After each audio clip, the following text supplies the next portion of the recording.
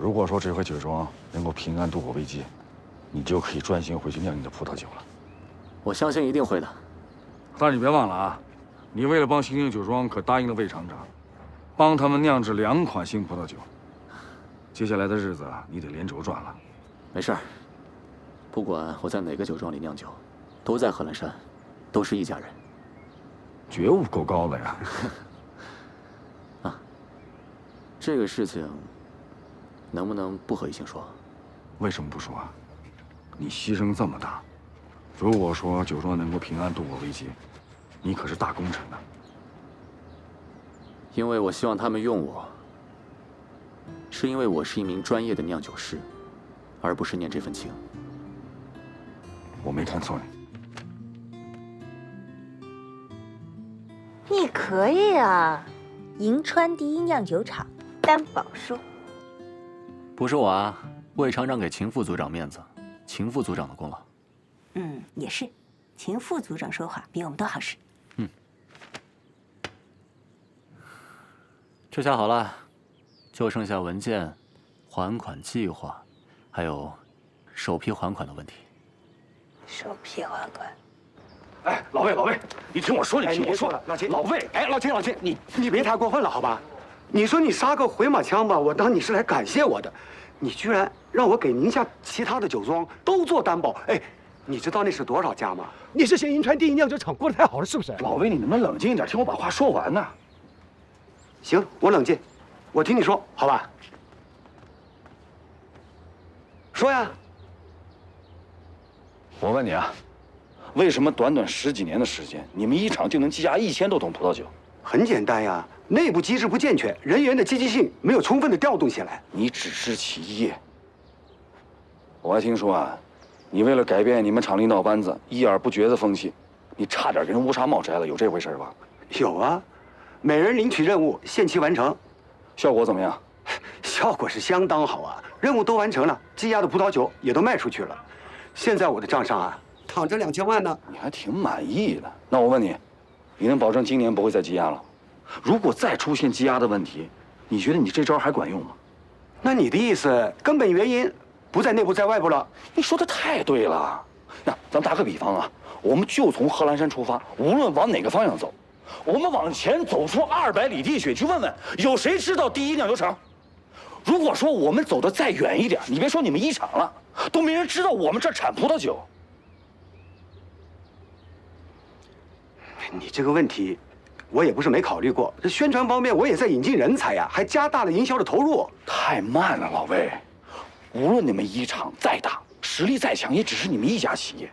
要抱团儿，众人拾柴火焰高嘛。哎，你说的都有道理。那抱团这么多家，哪有这么容易呀？你是想通过产区来发声，对不对？所以说你是内行嘛。你想想，如果人们以后想到葡萄酒，除了国外的那些老牌酒庄，就能想到咱们产区。再如果我们产区能够被载入世界葡萄酒地图，你再想想，你们一厂每年生产1000多桶葡萄酒，那卖出去不跟玩儿似的？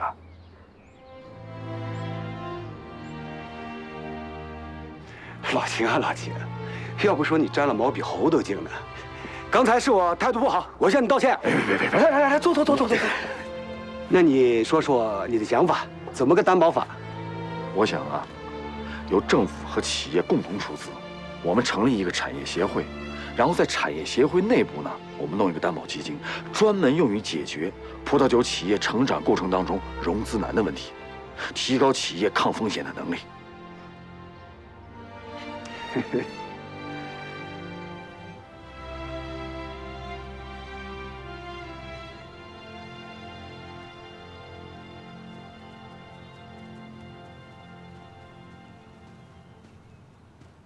石伯伯，星星啊，你知道我刚才看见什么了？什么呀？一只珍珠鸡就在那儿，真美，像做梦一样。他看着我，我也看着他。你知道吗？对于我们这一代人来说，这块地方就是乱石滩，不毛之地，风吹石头跑，天上无飞鸟。可是现在完全都变了。要放在之前，我做梦都想不到会有这样美的一个葡萄园出现在我眼前。石伯伯，您别发愁了，还没到山穷水尽的地步呢，会有办法的。您相信我，我一定会保住酒庄的。孩子，挺对不住你的，让你承受这么多。这个钱是当时你爸和我一起向银行贷的款，现在却需要你来偿还。我都听说了，你把你的琴，还有你一些值钱的东西都变卖了。还有秦副组长，为了我们这个贷款的事情，替我们四处奔走。大家都在想办法。这是我的钱。您干嘛呀？我不要。哎呀，这是您的养老钱。星星，这片葡萄园对于我来说是我的命，所以这个钱给你是救命钱，它不是养老钱。钱的问题我会自己解决的。再说了，父债子偿本身就是天经地义的事情。您的钱您收好，我不会要的。哎，这样吧，星星，这个钱算我借的。等到酒庄经营好了，有收益了，以后你连本带利的还给我。啊，拿着。一星，他们怎么来了？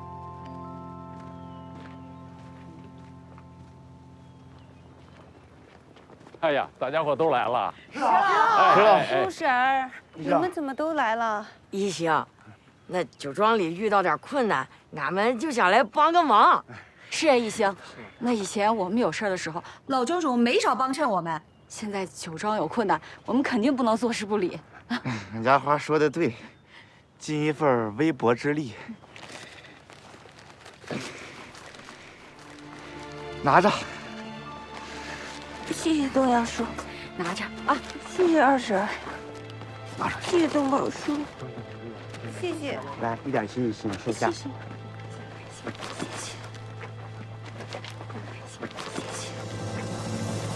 谢谢。一点心意，收下。谢谢。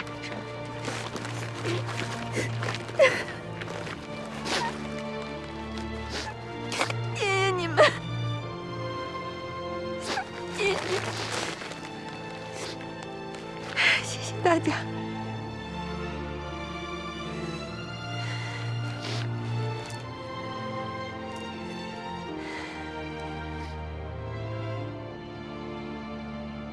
所以我认为这家酒庄啊，还是很有前途的。如果我们能够帮他度过眼下的危机，我相信未来的回报一定会很丰厚。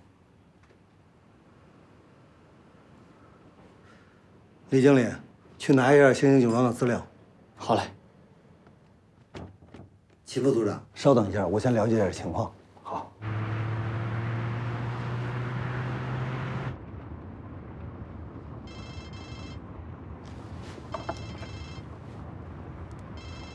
喂，你好。喂，秋姐，自治区林业厅的秦副组长来了，和我们行长在一块儿呢。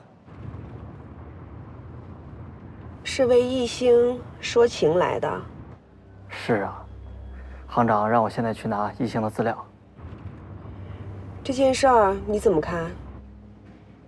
政府出面，延期的可能性很大。如果你能证明一星他没有还款能力，并且面临着严重的内部危机，事情会不会有转机？如果是这样，那谁也不敢担这个责任。好，我一会儿给你邮箱发份资料。好嘞。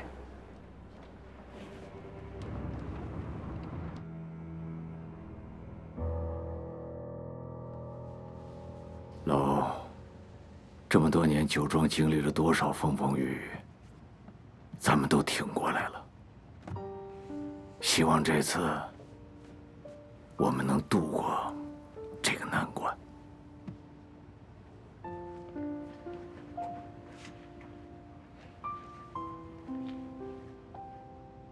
不通过？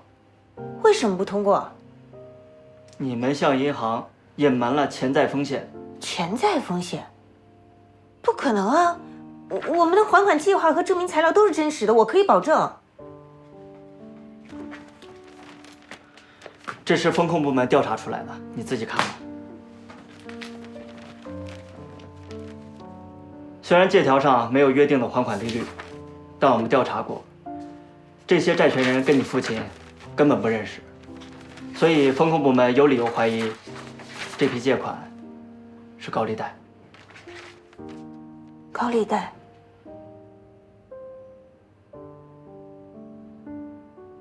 回去准备罂粟吧。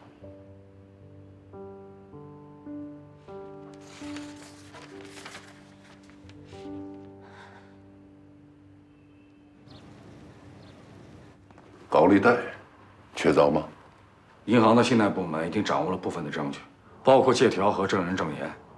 借条上有欧阳斌亲笔签名，还有笔迹鉴定报告。如果是这样，那我们就不能难为人家银行了。我就是有点不甘心。市场竞争，适者生存，这是没有办法的事儿。以后还会有更多的酒庄进来，我们的原则只有一个：尊重法律，尊重市场规律。我明白。哦，对了，还有个情况，欧阳斌现在还在医院躺着，每天花费不菲。我打算联系一下产业协会，看看有没有什么方式能够帮到他们。好。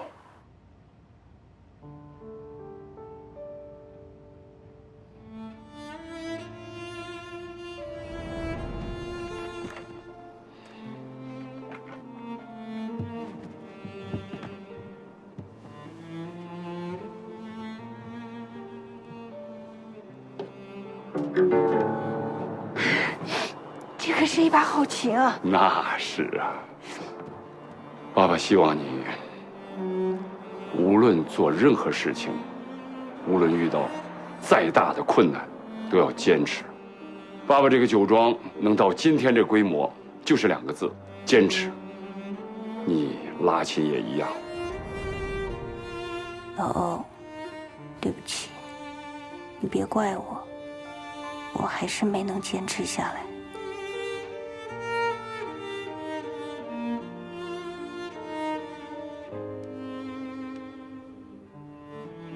叶安姐，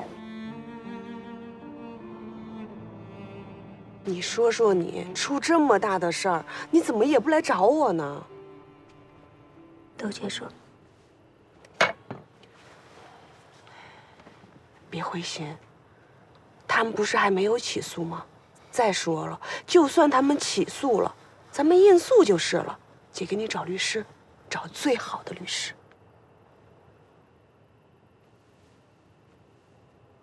叶安姐，我找你来是想问你个事情。你知道高利贷的事情是谁捅出去的吗？我不知道。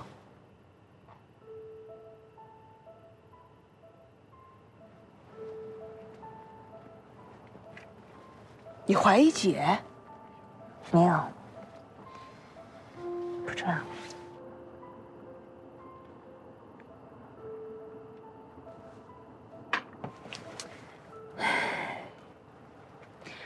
我问你个问题，你要跟我说实话。如果酒庄到了你手里，你能保护好他吗？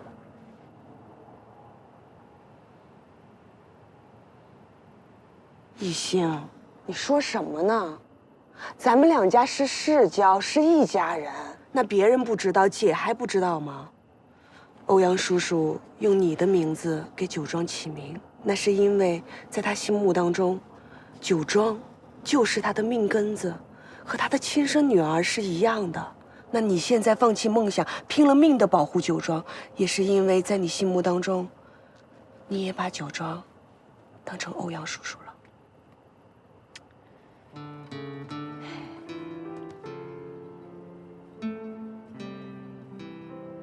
明天早上来酒庄，咱把合同签了。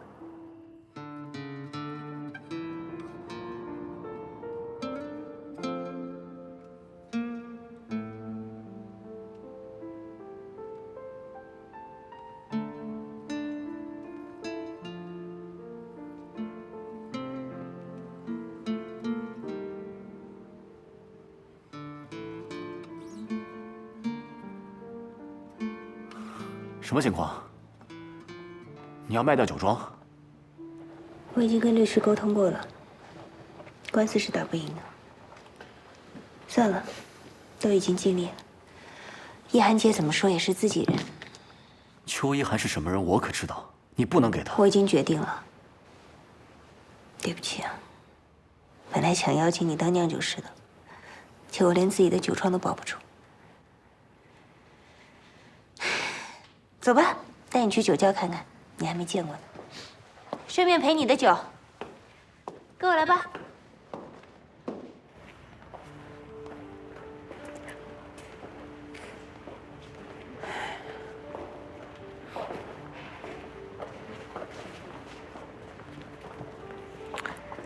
你不知道，小时候我有多讨厌这个地方，又阴又冷又暗，还有酒精的味道。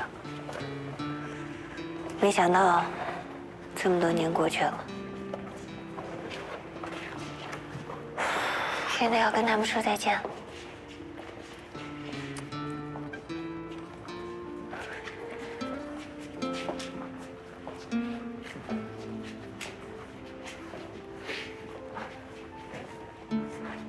怎么了？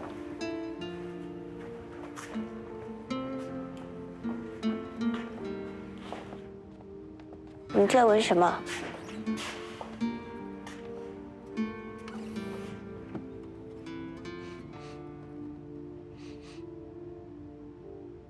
波特酒啊？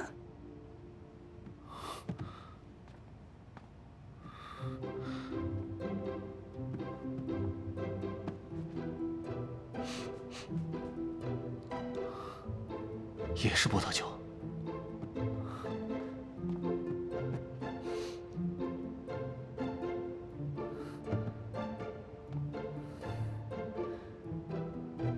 有救了！一心，我告诉你，酒庄有救了。有救了！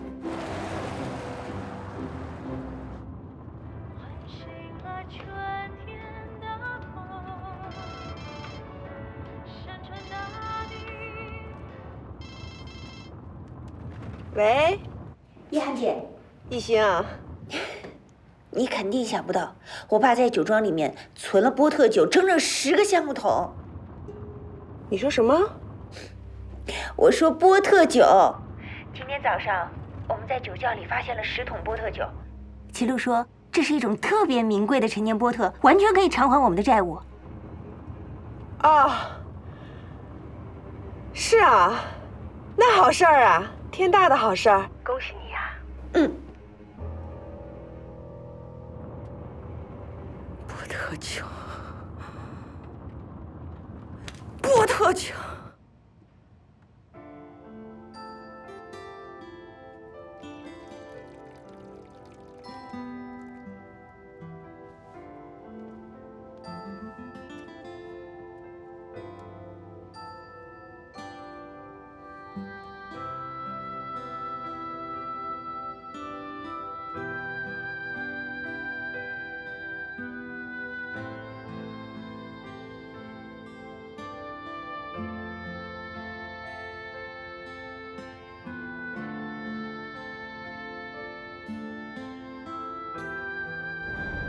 看看，快看看这个，波特酒啊！我知道这种酒。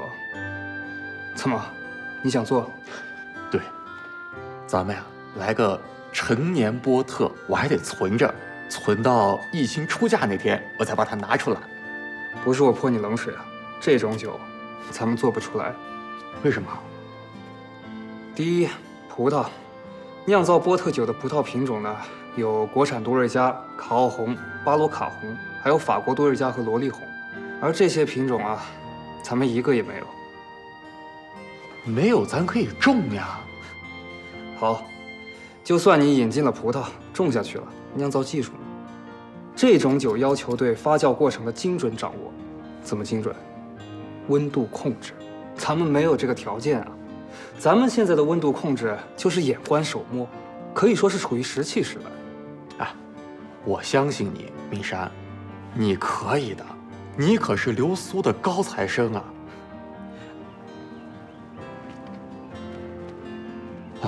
冰山，前2天说的那个波特酒，我想试试。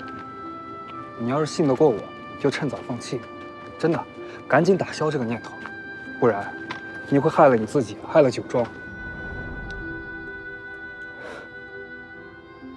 没错，陈年的波特酒。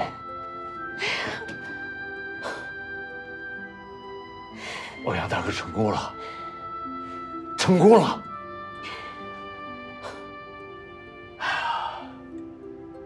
这么些年，他一直告诉我，不要碰这几桶酒。这是他自己做的普通葡萄酒，他想留着。我原以为他的实验没有成果，没想到真的成了。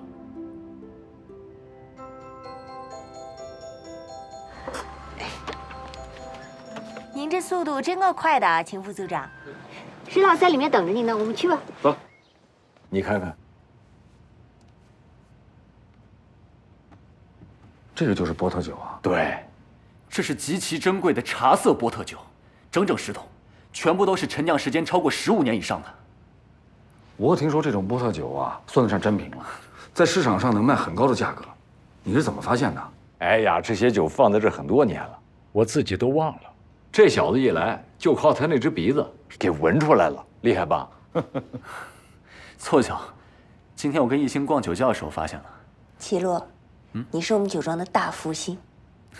齐洛，必须留在这儿，这是你和星星酒庄的缘分啊！这小子不错啊，为了酒庄上上下下帮了不少忙，我挺看好他的。您过奖了，我没做什么。不过话说回来，虽然你已经是我们酒庄的人了，好像还没有给你办一个正式的入职仪式呢。哎，择日不如撞日，我看就今天，是不是？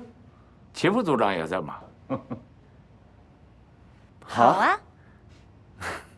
哎，你老跟着我干什么呀你？不是师傅，我跟你说，齐土今天特高兴，他们发现了一款葡萄酒，星星酒庄的人还说要给他办入职仪式呢。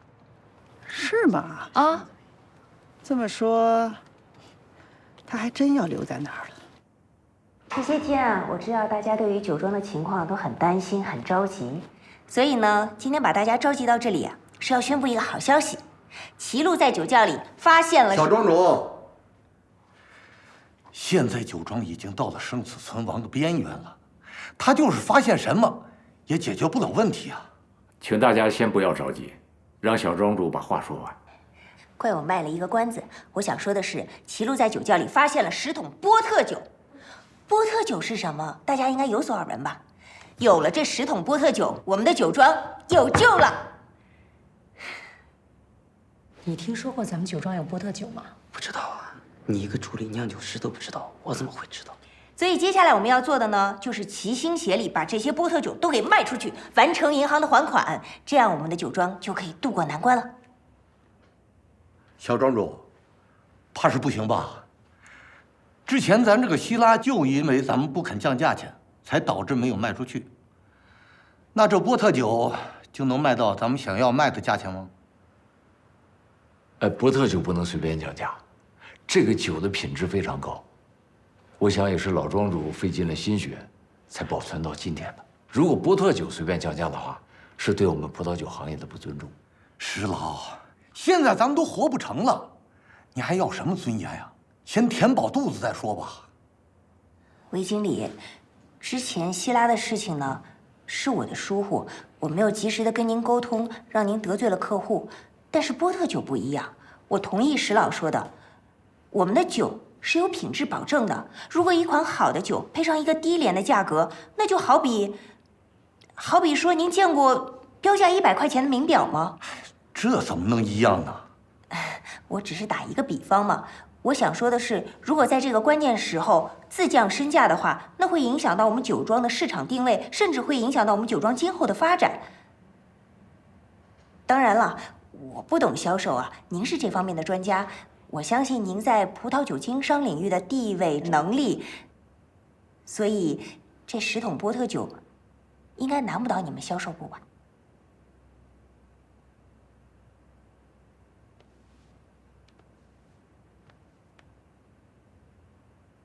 行吧，上次降价卖希拉，把客户都得罪光了。我们再想想办法，但是不敢打保票。他们怎么就突然找到波特酒了呢？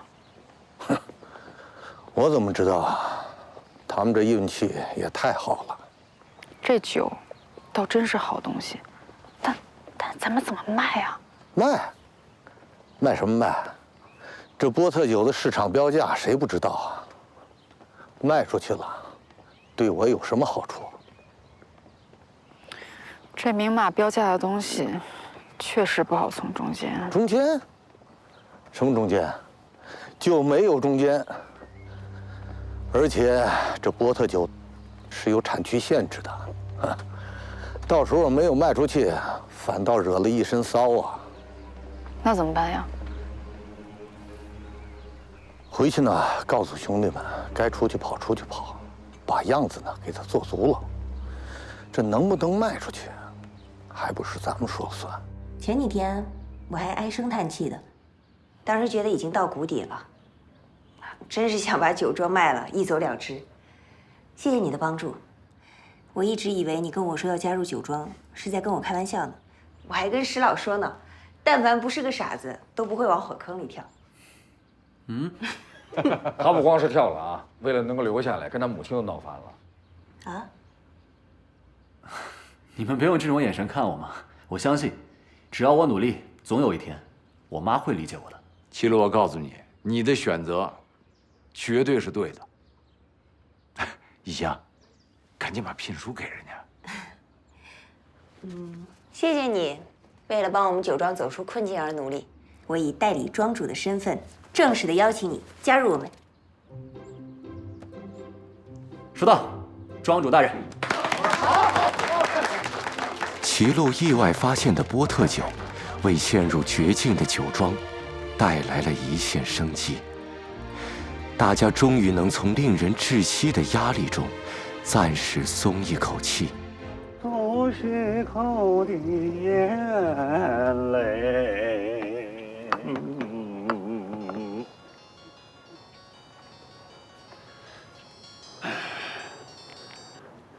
有话快说。爸，您怎么了？谁惹你生气了？哦，是小英啊。你说你怎么这个时间给我打电话呢？我关心你嘛，问问您最近的血糖控制的怎么样啊？你是想齐路了吧？谁想他了？他那个白眼狼。你说你们两个都这么大人了，还跟孩子一般见识。爸，那齐路最近怎么样啊？哦，齐路现在在星星酒庄都累瘦了。你要有时间的话，你给他打个电话，啊？行，我知道了。来，还记得咱们第一次认识吗？在厅里的办公室。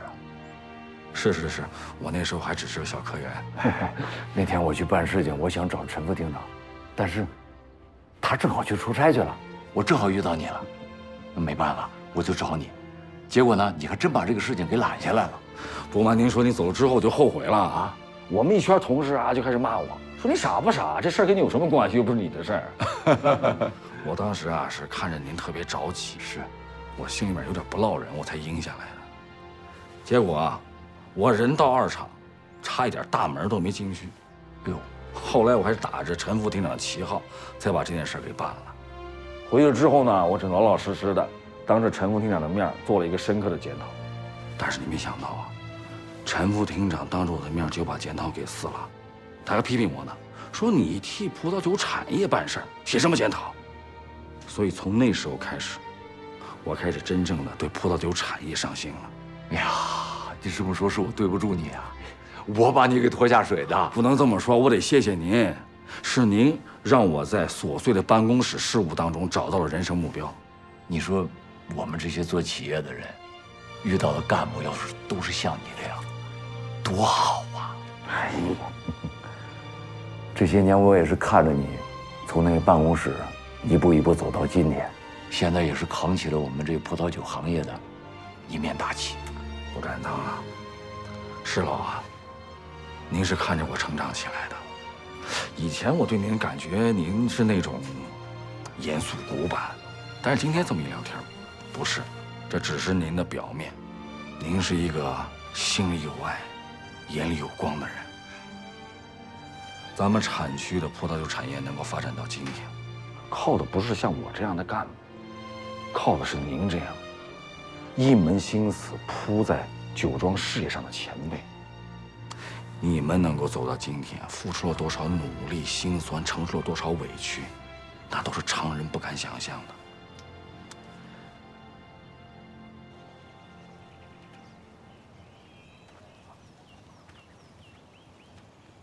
齐大酿酒师，庄主，你怎么了？愁眉苦脸的，不会刚刚正式加入酒庄就反悔了吧？没有，我就是在犹豫，要不要给我妈打个电话。你跟阿姨，你想问我和我妈为什么闹这么僵，是不是？怕你尴尬没敢问。没什么好尴尬的。庄主啊，其实我特别羡慕你和你爸。欧阳叔叔以前是不是特别支持你拉大提琴？你知道学艺术要花很多钱的，但那个时候不管我爸有多困难，从来没有说过要让我放弃大提琴的话，所以后来会有那样的成就，都要归功于我爸。所以欧阳叔叔出事以后，你才会为了保护他的梦想去放弃自己的理想。这相互的嘛，毕竟我们是一家人，那家人之间不就是应该为了彼此做出让步和牺牲吗？就是因为这样，我才羡慕你和你爸呀。我老妈呢，从来没有这么理解过我，一次都没有。那你跟阿姨是母子，有什么事情你就主动一点，去跟她说明白了，我相信她会理解的。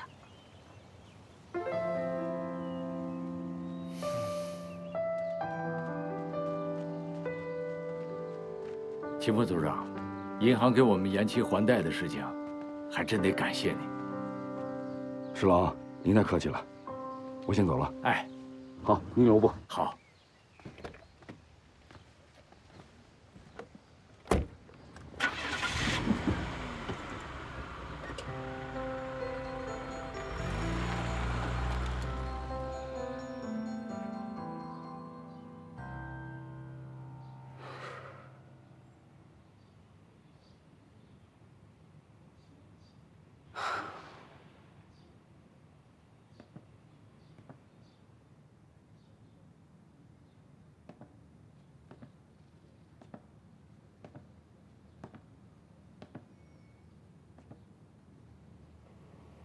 这小心情怎么样了？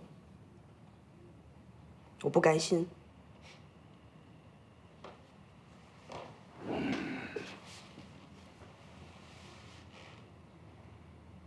你看，听老爸一句劝，现在回头还来得及。回头，爸，我做错什么了？我需要回头？我做的这一切都是为了咱家的酒庄好，您不帮我也就算了，我为什么要回头啊？你还是沉不住气。老话讲得好，每逢大事有静气，懂吗？爸，你不知道我为这件事情付出了什么样的代价。我连着喝了半个月的酒，喝到胃出血，我才签下投资人。我堂堂一个酒庄老板，我要铁着脸的去讨好一个银行小职员，还要跟那些别有用心的男人们逢场作戏，到最后了，临门一脚了，我让一个小丫头片子给我涮了，不争馒头争口气。我告诉你爸，这件事情我不能就这么算了。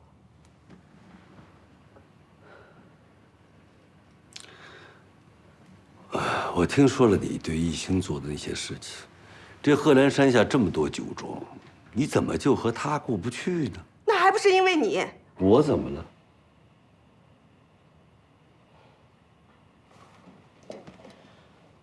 当年要不是您大方，200亩老藤都给了他们家，没有老藤我酿不出来高端酒，没有高端酒我们就只能挣这些辛苦钱。我不服气爸，凭什么？我们邱家哪一样不如他们？你现在这样子让我很担心。我觉得总有一天你会后悔的。我邱一涵自己走的路，我自己认，后悔不可能。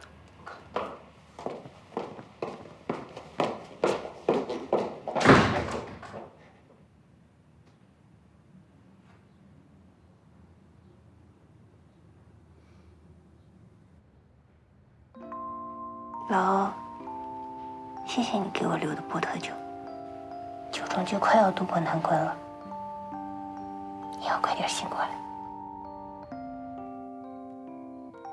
妈，对不起，我一定要留在银川的事情让你生气了。我知道是我的不对，我希望你能原谅我。我听爷爷说过，你是一个勇于追求自己梦想，并且为之锲而不舍的人。你知道吗？当我听到别人说起葡萄酒9届华人侍酒师大师吕小英的时候，我有多么的光荣，我有多么的庆幸能成为你的儿子。妈，这段时间待在这里，我经历了很多。我加入了新兴酒庄，我看到了他们为了保住酒庄而做出的一切努力。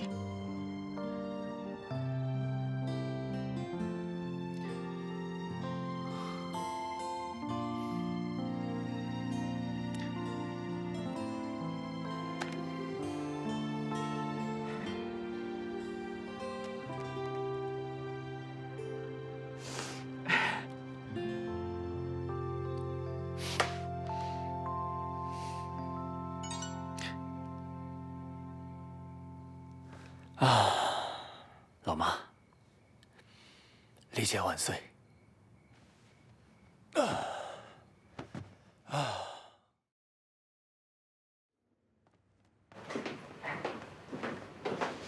您是魏厂长啊？我是。您二位是？我是二厂内造车间的工人，这位呢是种植师。哈，原来是二厂的老工人啊！来来来，请坐，请坐。啊，你们找我有什么事吗？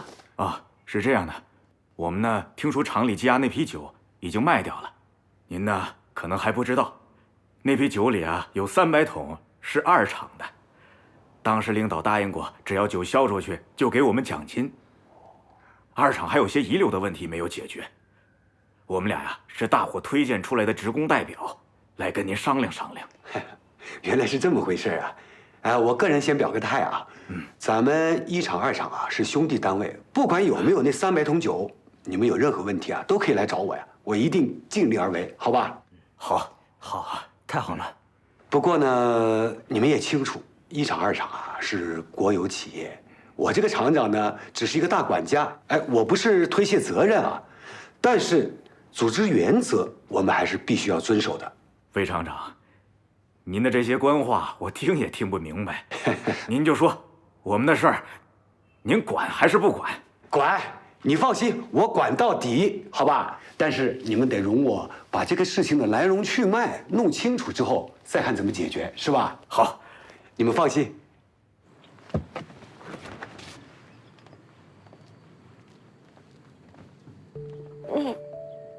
先说好啊，我没有在跟踪你，只是那天凑巧看到你在卖这个琴，我觉得它应该对你挺重要的。这是纯手工大提琴，我很爱惜，麻烦您帮我给它找个好主人。哎，你放心。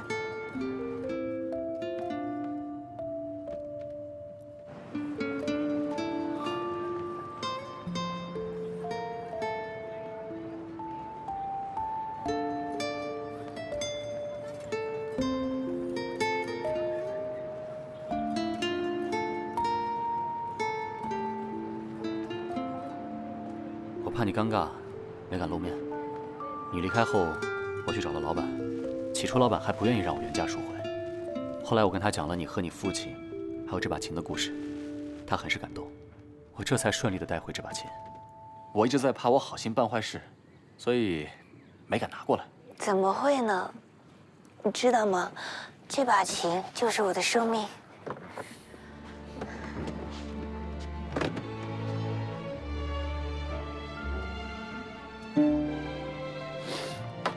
但是酒庄是我爸的生命，要不是走投无路，我不会让他离开我。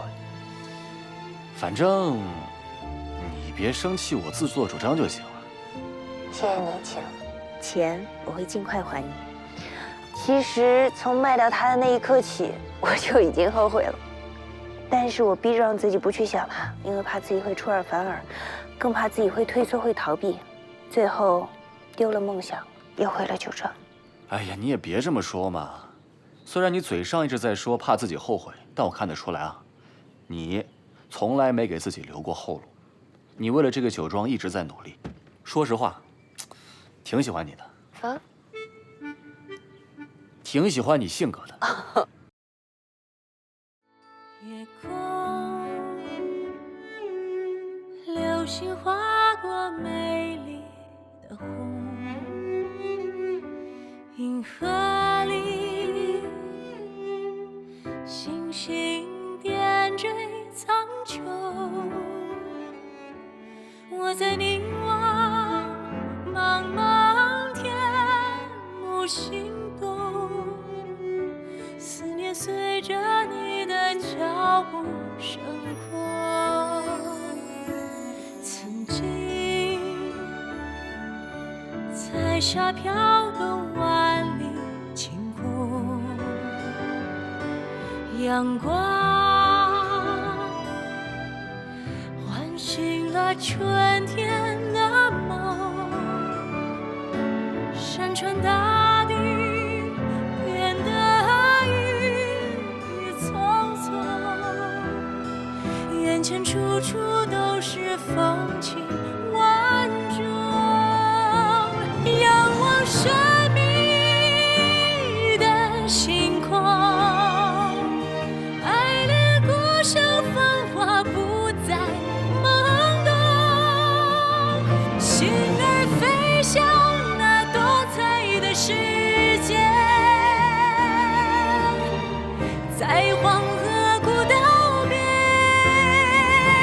寻梦逐梦，